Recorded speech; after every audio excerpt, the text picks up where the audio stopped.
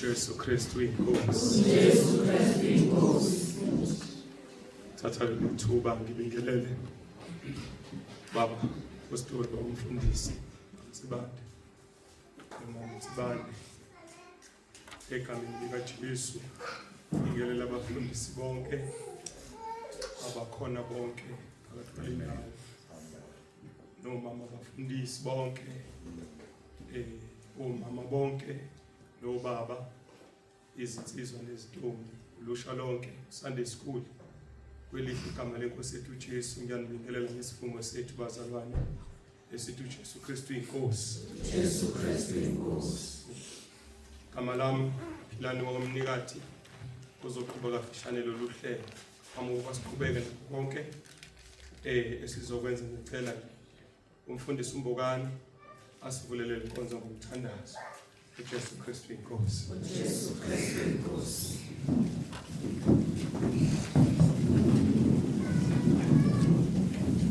Oh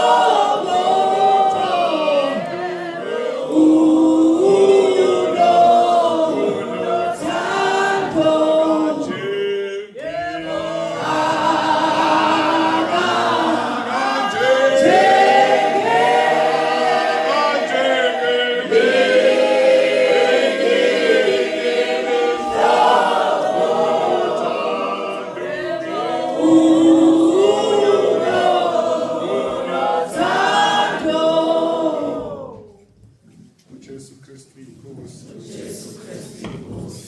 Siyabonga bazalwane ukuthi sesilapha. Siyabonga bazalwane ukuthi uNkulunkulu usivusile saphinda kusuku lanamhlanje sazohlangana kule ndawo. Ngiyacela bazalwane abahleli emuva kusenezihlalo ezingaphambili sisondeleni nje ukuze abangenayo ukhona basazofika ukuze bazalwane kungabi khona izikhala ngaphambili. Phela nje nisondele sivale lezikhala ezingaphambili. uJesu Kristu inkosi. uJesu Kristu inkosi. Enhlizweni yami nje ngiselapha iyahleka futhi ngiyamangala ukuthi inkosi injani kanti.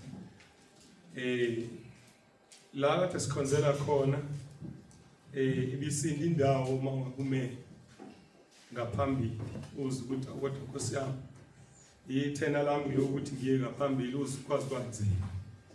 Angathi kuwesike la. Angathi kuwesike la, angathi sekuthanda ukuthi kunyukele. Angathi isekuzodotshadotsheka. Sekuzovaleka ucingo uma ufonela. Siyambonga bazalwana ukuthi uNkulunkulu uhamba nathi.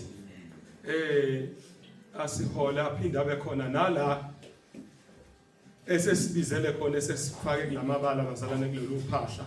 Aphinde abe khona futhi. Ngoba ube khona la kade sikhona.